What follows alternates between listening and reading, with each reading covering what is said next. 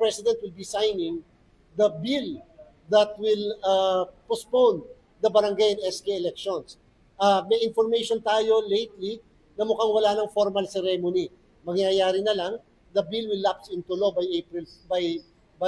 July 14, and therefore automatically magiging batas na yung pagpo-postpone ng barangay and SK elections.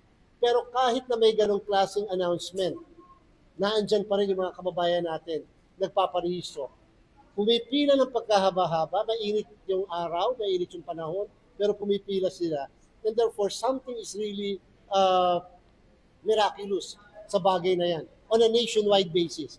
Natutuwa tayo, nagpapasalamat po tayo sa lahat ng mga ahensya ng pamahalaan tulad ng DILG at mga ibang private sectors na sumasama sa atin dito sa pagpaparehistro. Sa mga kababayan natin, maraming salamat po sa inyong lahat.